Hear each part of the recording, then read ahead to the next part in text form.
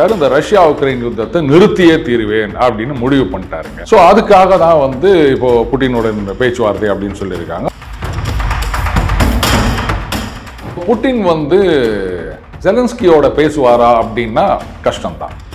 இந்த யுத்தத்தை உக்ரைன் நடத்தல, யூரோப்பியன் யூனியன், டீப் ஸ்டேட் இவங்க தான் நடத்திட்டு வந்தாங்க. அப்படி இருக்கச்ச வந்து நாங்க எல்லாமே எப்படி நிறுத்த முடியும்னா, ஆகஸ்ட் 15 முதல்ல புட்டினும் ட்ரம்ப்பும் பேசுவார்கள். இமிடியேட்டா ஜெலன்ஸ்கி வருவதற்கு வாய்ப்பு இருக்குன்னு நான் நினைக்கல. அதுலயும் புட்டின் ரொம்ப உஷாரு. ஜெலன்ஸ்கி வர்றது அப்படின்றது வந்து அமெரிக்காவுக்கும் சரி உக்ரைனுக்கும் சரி ஒரு ஃபேஸ் சேவரா தான் நான் பார்க்கிறேன். இப்போ வந்து ரஷ்யன் போர்சஸும் உக்ரைன் போர்சஸும் எங்க எதிர்க்க நிக்கிறாங்களோ அதுதான் வந்து டிஃபாக்டோ பார்டர் மாதிரி ஆக்கிடுறது. அதான் அவர் கேட்கிறாரு, ஒண்ணுமே பண்ணாத ஒபாமாக்கு கொடுக்கும் போது நான் மாசுக்கு ஒரு சண்டையை நிறுத்தி வச்சுக்கிறேன். ஆனா அமைதிக்கான நோபல் அப்படின்றது வந்து முட்டாள்தனமான ஒரு விஷயம். எதுக்கு கொடுக்குறாங்கன்னு தெரியாது. கொடுக்கலன்னா மாசம் மாசம் ஒரு சண்டையை மூட்டி விட்டுட்டு இருப்பான்டா இந்த ஆளு, இதுவே பொழப்பா போச்ச. ராணுவ அதிகாரி சொன்னார்ல, இது ட்ரம்ப்புக்கு கடுப்பாயிடுச்சு, இன்னும் இது மாதிரி ஆயிடுச்சேன்னு அதான் வந்து வேட்டை நாய் வளர்க்குறாங்கல்ல பாகிஸ்தான், அதை கூட்டு வந்து அப்படின்னு அது லொல்னு கத்திட்டு போயிருக்குது. அவ்வளவுதான், வேற ஒண்ணும் இல்லை. இப்போ பார்லிமெண்ட்லேயே யாரோ ஒருத்தர் சொல்லுவாங்க பாருங்க, ஹிந்துஸ்தான்லேருந்து இது வருதுன்னு சொன்னோடனே ஆசிம் முனீர் வந்து பேண்ட்லேயே யூரின் போயிட்டார்.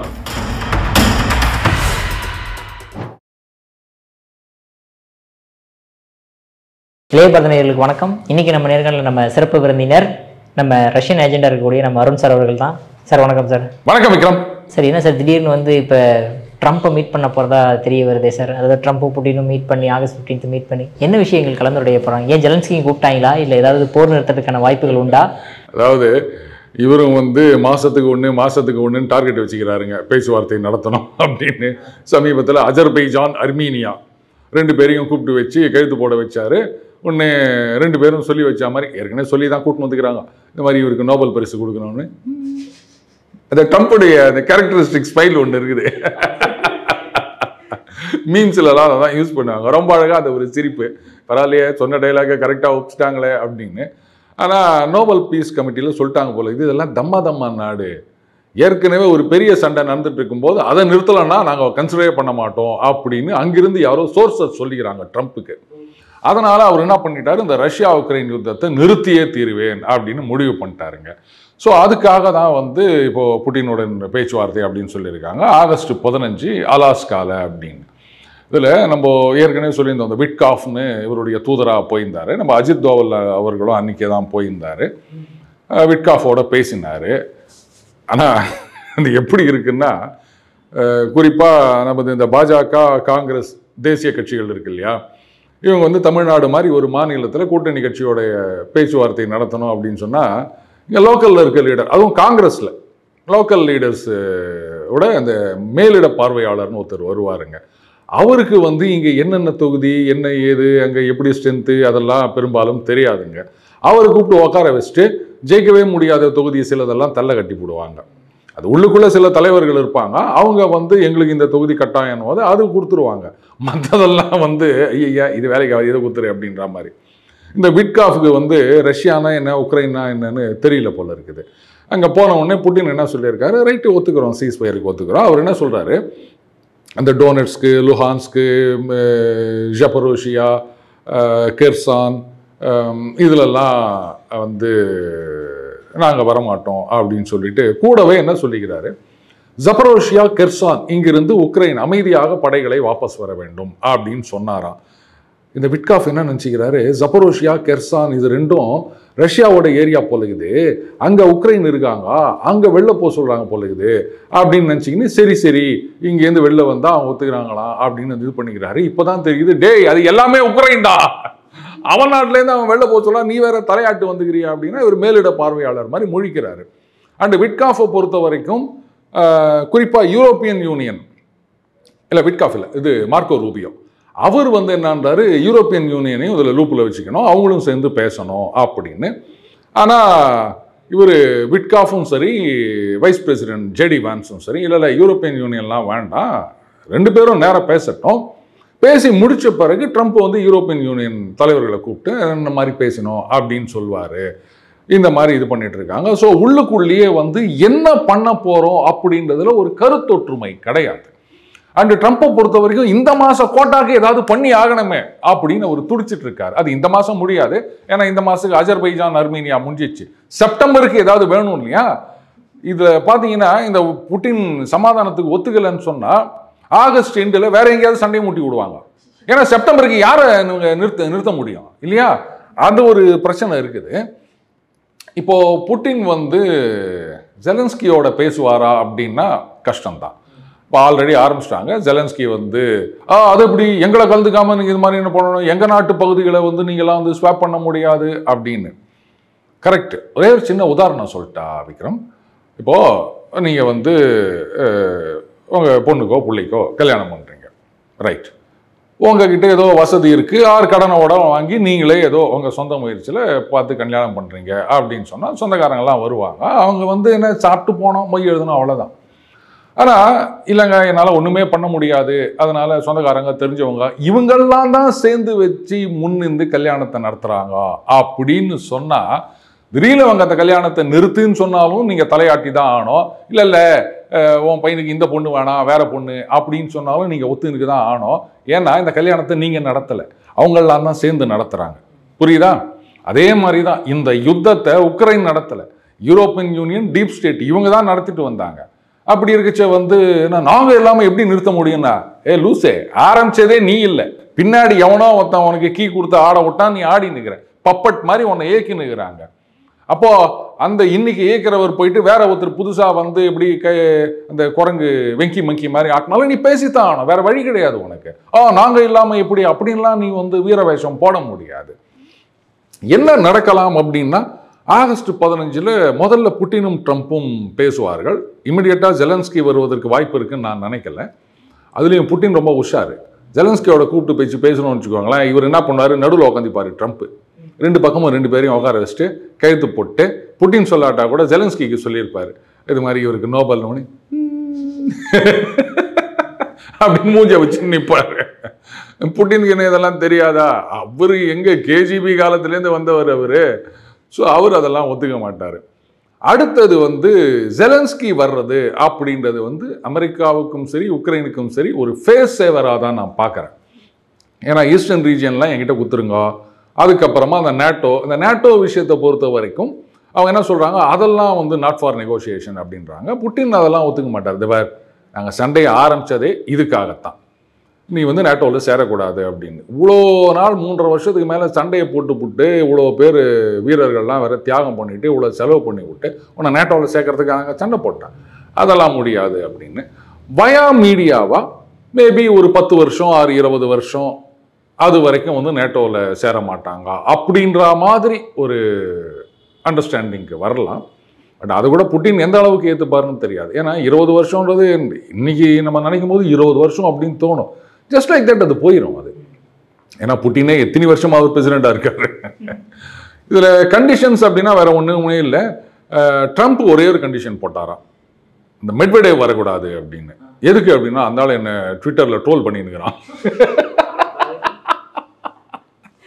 இங்கே நேரில் வந்தானா இன்னும் ட்ரோல் பண்ணுவான் அப்படின்னு அவரும் சொல்லிட்டாராம். ஓகே நான் தனியாக வரேன் அப்படின்னு. ஸோ ஃபர்ஸ்ட் லெவல் வந்து அநேகமாக ட்ரம்ப் அண்ட் புட்டின் மட்டும்தான் இருக்கும். அதில் அவங்க ரைட்டு இதெல்லாம் நீங்கள் எடுத்துக்கங்க, இதெல்லாம் நீங்கள் எடுத்துக்கங்க. இதில் ஜேடி வான்ஸ் வைஸ் பிரசிடென்ட் அவர் பேசியிருக்காரு. கரண்ட் லைன் இப்போ வந்து ரஷ்யன் ஃபோர்ஸஸும் உக்ரைன் ஃபோர்ஸஸும் எங்கே எதிர்க்க நிற்கிறாங்களோ அதுதான் வந்து டிஃபேக்டோ பார்டர் மாதிரி ஆக்கிடுறது. ஸோ ரஷ்யா இது வரைக்கும் பிடிச்சதெல்லாம் ரஷ்யாவே வச்சுக்கும். அப்போ உக்ரைன் அல்வா தான், அது மீதி இருக்கிறத அமெரிக்கா எடுத்துக்கும். ஆமாம், இதுதான் கணக்கு.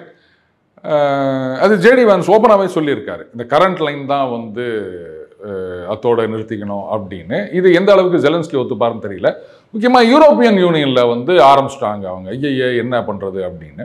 ஒருவேளை யுத்தம் நின்றாலுமே கூட யூரோப்பியன் யூனியன் குறுக்கு சால் ஓட்டுவாங்க, நாங்கள் ரஷ்யாவோட கொண்டு கொடுப்பு வச்சுக்க மாட்டோம் அப்படின்னு. இது வந்து ட்ரம்ப்புக்கு ஓகே தான், ரைட்டு எங்ககிட்டயே வாங்கிக்கங்க அப்படின்னு இன்னும் நல்ல ஆயிலை விற்று காசு பார்த்துருவாரு. ஏன்னா அந்த ரிப்பப்ளிகன் பார்ட்டியே அந்த ஆயில் மேஜர்ஸ் இதில் தானே வருது. ஸோ அதனால் அவங்களும் வந்து அப்படியே டொனேஷனை வாரி வழங்குவாங்க ரிப்பப்ளிகன் பார்ட்டிக்கு. அவங்களும் வந்து ரொம்ப சந்தோஷமாயிருவாங்க. Everybody will be happy except Ukraine and Europe. அதிக காசு கொடுத்து வெளில வாங்கிட்டு இருக்கணும் யூரோப்பு. உக்ரைனுக்கு வந்து ஒரு பாதி ஈஸ்டர்ன் பார்ட் வந்து ரஷ்யா கிட்ட போயிடும், வெஸ்டர்ன் பார்ட்டு அமெரிக்கா, பிரிட்டன் இவங்க ஆட்டையை போட்டுருவாங்க. ஜெலன்ஸ்கிக்கு ஒன்றும் பிரச்சனை இல்லை. அவர் இது வரைக்கும் ஆட்டையை போட்டதோடு மட்டும் இல்லாமல் இன்னும் கொஞ்சம் தேட்டையை போட்டுட்டு அவர் எங்கேயாவது போய் செட்டில் ஆயிடுவார். அதுக்கப்புறம் வந்து புஸ்தகம் எழுதுறேன் அப்படின்வாரு, அதுக்கு ராயல்ட்டி. அதுக்கப்புறம் அந்த டிவி சீரியல் எடுப்பாங்க. இல்லைங்க இன்னும் எனக்கு வந்து அந்த நடிப்பு திறன் இருக்குது, மறுபடியும் நான் வந்து சீரியலில் நடிக்கிறேன் அப்படின்னு குதிச்சாலும் ஆச்சரியப்படுவதற்கு இல்லை. மக்கள், உக்ரைன் மக்களும் அந்த யூரோப்பியன் நேஷன் அந்த மக்களும் தான் கஷ்டப்பட போகிறாங்க. ஓகே சார், இந்த நோபல் பிரைஸ் அப்படின்றது யார் கொடுக்குறாங்க, என்ன அடிப்படையில் வந்து இப்போ வந்து ட்ரம்ப் வந்து எதிர்பார்க்கிறாரு எனக்கு வேணும் அப்படின்ற மாதிரி? இல்லை, அவர் எதிர்பார்க்கறதுல தப்புன்னு நான் சொல்ல மாட்டேங்க. ஏன்னா ஒபாமா என்ன பண்ணாருன்னு அவருக்கு அமைதிக்கான நோபல் கொடுத்தாங்க. அதுவும் பதவிக்கு வந்த கொஞ்ச காலத்திலேயே கொடுத்தாங்க. அவர் எந்த சண்டையை நிறுத்தினாரு, இல்லை சண்டை போடாமல் இருந்தார் அவருடைய ஆயுள் காலத்தில், அவருக்கு கொடுத்தாங்கல்ல. அதான் அவர் கேட்குறாரு. ஒன்றுமே பண்ணாத ஒபாமாவுக்கு கொடுக்கும்போது நான் மாசுக்கு ஒரு சண்டையை நிறுத்தி வச்சுக்கிறேன். இது எங்கெங்கெல்லாம் வந்து சண்டை நிற்குதோ இவங்களே கணக்கில் எழுதிக்கிறாங்க, இது எங்க கணக்கு அப்படின்னு. பரோட்டா சூரி பின்னாடி ஒருத்தன் எக்ஸ்ட்ரா கணக்கு போடுவாங்க. அந்த மாதிரி அந்த கம்போடியா, தாய்லாந்து அவங்க வந்து நீங்கள் யாரும் கிட்ட வராதிங்கன்னு சொல்லிட்டு அவங்களே பேசி முடிச்சுக்கினாங்க. அவங்க சொல்கிறாங்க, அது பாருங்க இதையும் வந்து அண்ணன் தான் முடிச்சு வச்சாரு அப்படின்னு. கடைசியாக அந்த தந்தை மகன் மாம்பழ சின்னம் அதை மட்டும் இங்கே ஒத்து வந்துட்டாங்கன்னா, நான் தான் நினச்சிருந்தேன் அன்னைக்கு நீதிபதி அவர்கள் வந்து எங்கள் சேம்பருக்கு 5 மணிக்கு மேலே வாங்கன்னு சொல்லியிருந்தாங்க இல்லையா. நான் என்ன நினச்சிருந்தேன், ஒருவேளை ஒரு சமாதானம் நடந்துருச்சுன்னு சொன்னால் உடனே அங்கேருந்து ஒரு லிஸ்ட்டில் எடுத்துப்பார், ஆஹா இந்த மாதத்துக்கு இது வந்துச்சுடா அப்படின்னு சொல்லிட்டு இவங்களுக்குள்ள அமைதியை ஏற்படுத்தியது நான் தான், thanks for spending your time in this post அப்படின்னு ஏதாவது ஒன்று போட்டுருவாரேன்னு பயந்துருந்தேன். நல்ல காலம் அது எதுவும் நடக்கலை. அடுத்தது நோபல் பீஸ் கமிட்டி கொடுக்குறாங்க அப்படின்னு சொன்னால் சரி, அந்த அறிவியலுக்கு கொடுக்கறது, மற்ற விஷயங்களை கொடுக்கறது, அதெல்லாம் வந்து நம்ம கேள்வி கேட்க மாட்டோம். ஆனால் அமைதிக்கான நோபல் அப்படின்றது வந்து முட்டாள்தனமான ஒரு விஷயம். எதுக்கு கொடுக்குறாங்கன்னே தெரியாது, அது கொடுத்துட்ருக்காங்க. அவர் அதான் கேட்குறாரு, அவருக்கெல்லாம் கொடுக்கும்போது எனக்கு கொடுக்கக்கூடாதா அப்படின்னு. அதனால் அவரு கேட்கறதுல தப்பு இல்லை, எவென்ச்சுவலி கொடுத்துருவாங்கன்னு நினைக்கிறேன். ஏன்னா கொடுக்கலன்னா மாதம் மாதம் ஒரு சண்டையை மூட்டி விட்டுட்டு இருப்பான்டா இந்த ஆள், இதுவே பொழப்பா போச்சே அப்படின்னு சொல்லிட்டு. இன்ஃபேக்ட் இப்படியே போயிட்டு இருந்ததுன்னு சொன்னால் மோடி அவர்களே கூட ரெக்கமெண்ட் பண்ண ஆச்சரியப்படுறதுக்கு இல்லை. எப்பா கொடுத்து தொலைங்கடா, அந்த ஆளுக்கு தொல்லை தாங்க முடியல. அது இந்த இதுதான் ஒன்று இருக்குல்ல, பரட்டை சப்பானி ஆழ ஆரம்பிச்சிட்டான், முதல்ல காசை கொடுத்து அனுப்பிச்சிரு அப்படின்ற மாதிரி அந்த ட்ரம்ப்புக்கு ஒரு நோபலை குத்துருங்கப்பான்னு ரெக்கமெண்ட் பண்ணாலும் நான் அதெல்லாம் தப்புன்னு சொல்ல மாட்டேன் விக்ரம். Okay sir. சார் இப்போ இந்த பாகிஸ்தானில் வந்து அசீம் முனீர் வந்து மறுபடியும் இந்தியாவை டார்கெட் பண்ணி ஏதோ பண்ணியிருக்காரு சார், என்ன விஷயம் சார் இதில்? அதாவது இது மாதிரிலாம் பண்ணிங்கன்னா ஆஃப் த வேர்ல்டு நாங்கள் அழிச்சிருவோம் அப்படின்னு சொல்லியிருக்காரு. கரெக்ட். ஆனால் பாகிஸ்தானை பொறுத்த வரைக்கும் வேர்ல்டு அப்படின்றது அவங்க நாடு மட்டும்தான். ஸோ ஏதாவது ஆச்சுன்னா பாதி பாகிஸ்தான் காலி அப்படின்றத அவர் சொல்லாமல் சொல்லிக்கிறாரு. அடுத்தது இந்தியா வந்து மெர்சிடிஸ் மாதிரி நாங்கள் வந்து கல் ஏற்றின ட்ரக்கு அப்படின்னு. ஆக்சுவலாக அவர் என்ன சொல்ல வர்றாரு, ட்ரக்கு பழசாக இருந்தாலும் அதில் போயிட்டு ஒரு புது கார் மோதிச்சுன்னா என்ன ஆகும், கார் தான் நாசமாகும். இது கல் ஏற்றிட்டு போகிற ட்ரக் இல்லை, அது ஒன்றும் ஆகாது அப்படின்ற அர்த்தத்தில் அவர் சொல்லியிருக்காரு. ஆனால் இங்கே நிறைய பேர் அதை ட்ரோல் பண்ணிகிட்ருக்காங்க. அது இல்லை விஷயம். நாங்கள் வந்து டேம் கட்டுங்க, நாங்கள் 10 மிசைல் அனுப்புவோம். எப்படி இந்த டொம்முன்னு எங்கேயோ வந்து விழுந்தது சைனீஸ் மிசைல் அந்த மாதிரியா? இருந்த இடத்துலேருந்து 300 கிலோமீட்டரில் நாங்கள் அடிச்சு நவுத்திக்கிறோம், நீ என்னடா நான் வந்து மிசைல் அனுப்புவோம் அப்படின்னு. அது வேறு ஒன்றும் இல்லை. இந்த F-16 அதுக்கப்புறம் அவங்களுடைய 5 ஏர்கிராஃப்ட்டு இதெல்லாம் வந்து தூள் ஆகிட்டோம் அப்படின்னு நம்ம இராணுவ அதிகாரி சொன்னார்ல. இது ட்ரம்ப்புக்கு கடுப்பாயிடுச்சு, இன்னும் இது மாதிரி ஆயிடுச்சேன்னு. அதை வந்து ஒரு வேட்டை நாய் வளர்க்குறாங்கல்ல பாகிஸ்தான், அதை கூட்டின்னு வந்து அப்படின்னா அது லொல்னு கத்திட்டு போயிருக்குது. அவ்வளோதான், வேற ஒன்றும் இல்லை. இதெல்லாம் பெருசாக எடுத்துக்க வேண்டிய அவசியமே கிடையாது. அவங்களுக்கு நல்லாவே தெரியும். இன்னும் 2 வருஷத்தில் அவங்க பார்லிமெண்ட்லேயே யாரோ ஒருத்தர் சொல்லுவாங்க, பாருங்க ஹிந்துஸ்தான்லேருந்து இது வருதுன்னு சொன்னோடனே ஆசிம் முனீர் வந்து பேண்ட்லேயே யூரின் போயிட்டார் அப்படின்னு சொல்லுவாங்க. பாருங்க, நிச்சயமாக இது நடக்க தான் போகுது. ஆனால் பாகிஸ்தானில் வந்து அங்கே விலைவாசிகள்லாம் ரொம்ப பீக்கில் இருக்கிறதா கேள்விப்படுறோமே சார், எதனால் அந்த அளவுக்கு ஆயிடுச்சாங்க? ஆமாம், ஏதாவது இருந்தால் தானே வந்து ஒரு தக்காளி நார்மலாக விளைச்சல் வருது அப்படின்னா விலை கம்மியாக இருக்கும். தக்காளி வரத்து குறைஞ்சதுன்னா ஸோ அங்கே எதுவுமே இல்லை, வாங்கிறதுக்கு காசுமே இல்லை. அதனால் அப்படி தான் இதில் வந்து இவங்களுக்கு அந்த சொல்கிற மாதிரி லொல்லப்பாரு எகத்தாளத்தை பாரு அப்படின்னு அந்த மாதிரி தான் சொல்ல வேண்டியதாகுது.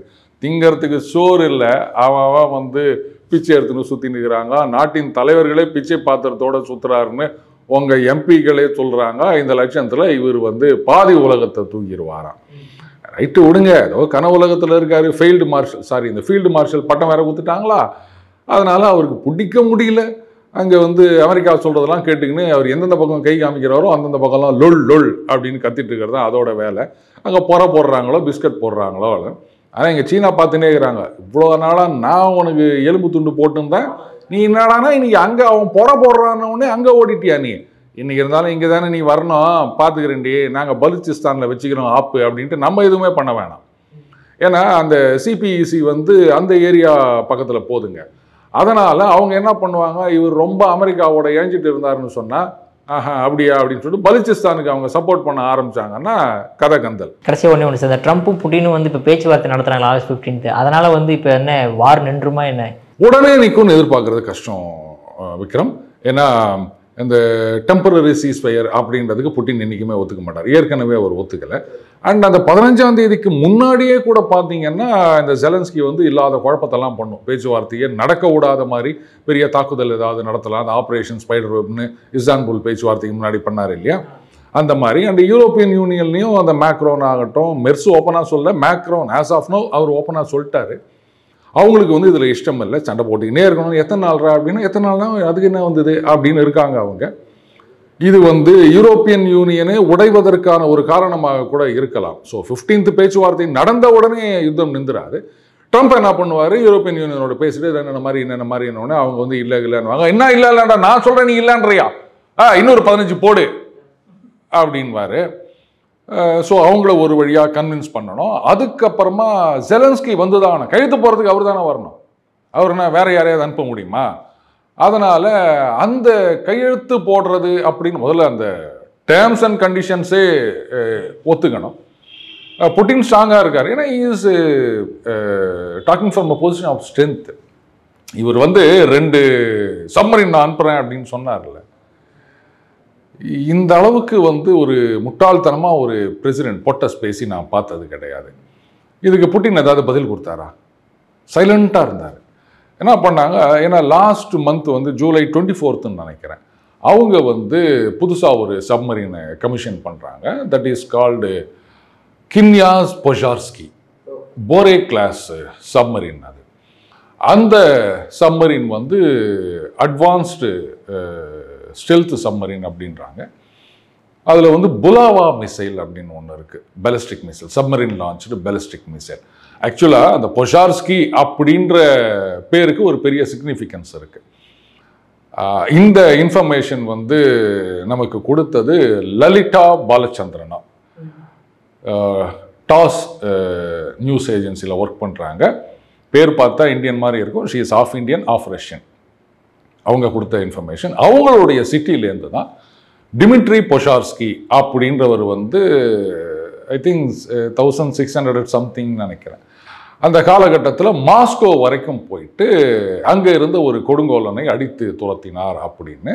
ஸோ அந்த ஒரு நினைவாக இந்த பொஷார்ஸ்கி அப்படின்னு இந்த சப்மரீனுக்கு அவருடைய பேரை வச்சுருக்காங்க. இது ஆர்டிக் ரீஜியன்லேருந்து போயின்னுக்குதுங்க. பயங்கர ஸ்டெல்த்து, கண்டுபிடிக்கிறது கஷ்டம். அண்டு அந்த புலாவா மிசைல்ஸ் இருக்கு இல்லையா, submarine launched ballistic missile, my god என்னமா பண்ணி வச்சுருக்காங்க. ஆக்சுவலாக அது இனிஷியலாக டெவலப் பண்ணி அந்த டெஸ்டெல்லாம் வந்து பயங்கர ஃபெயிலியராக இருந்ததுங்க. 2013க்கு அப்புறம் பார்த்தீங்கன்னா அதை நல்லா சரி பண்ணிட்டு 90% சக்ஸஸ் ரேட் ஆகிடுச்சு. அது இப்போ பேலிஸ்டிக் மிசைல்னால் தெரியும், அந்த க்ரூஸ் மிசைல்ஸ் வேறு, ஹைப்பர்சானிக் மிசைல் வந்து மெனுவரபிலிட்டி. அதனால தான் அதை ஹைப்பர்சானிக்னே நம்ம தனியாக கிளாஸிஃபை பண்ணுறோம். பேலிஸ்டிக் மிசைல்ன்றது இப்படி ஒரு பேரபோலிக் மாதிரி செட் பாத், அதை ஹிட் பண்ணுறது அப்படின்றது வந்து இந்த ஆன்டி மிசைல் சிஸ்டத்துக்கு ஈஸி. இப்படி தான் வரும் அப்படின்றது தெரியும், ட்ராஜெக்டரியை அவங்களால கால்குலேட் பண்ண முடியும். ஸோ இங்கே வரும்போது போய் அடிக்கலாம் அப்படின்னு. இதில் ஏகப்பட்ட எபாசிவ் மெஷர்ஸ் வச்சுருக்காங்க.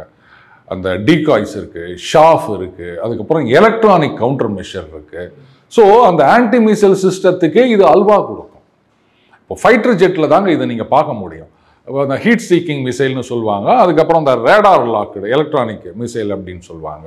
இந்த ஹீட் சீக்கிங் அப்படின்னு சொல்லும்போது இந்த ஃபைட்டர் ஜெட்லாம் பார்த்தீங்கன்னா அப்படியே ஃப்ளார்ஸ் எக்ஸ்பெல் பண்ணுவாங்க, அப்படியே நெருப்பு கோலங்கள் வெளில வரும். அப்போ வந்து இதுவா அதுவான்னு தெரியாமல் அந்த ஆஃப்டர் பர்னர் ஆஃப் பண்ணிடுவாங்க. அப்போ வந்து இந்த இதில் போய் ஹிட் பண்ணுறதுக்கு சான்ஸ் இருக்குது. இந்த மாதிரி நிறைய கவுண்டர் மெஷர்ஸ் இருக்குது. இந்த சில சமயம் அந்த ஃபைட்டர் ஜெட்லாம் பார்த்தீங்கன்னா நெட் வச்சுருப்பாங்க, அலுமினியம் அந்த மாதிரி நெட்டு, ஸ்டீல் நெட்டு. அதை வெளில தள்ளும் போது ரேடார் அதில் இருக்குன்னு சொல்லிட்டு மிசைல் அங்கே போவோம். இந்த மாதிரி நிறைய எபேசிவ் மெஷர்ஸ் இருக்குது. இந்த எலக்ட்ரானிக் கவுண்டர் மெஷர் அப்படின்றது ஜாமிங் டெக்னிக், அதெல்லாம் இந்த மிசைலில் வச்சுருக்காங்க அவங்க. அடுத்தது இதனுடைய அந்த ஒரு மிசைல் அப்படின்னு சொன்னாலும் அதில் 6 இருக்கு, மிர்வுன்னு சொல்லுவாங்க, multiple independently targetable reentry vehicle அப்படின்னு சொல்லிட்டு. ஸோ ஒன்று போகும் ரீஎன்ட்ரி ஸ்டேஜில், அதுலேருந்து 6 தனித்தனியாக போயிட்டு 6 இடத்த போயிட்டு ஹிட் பண்ணிட்டு வரும். And nuclear capable.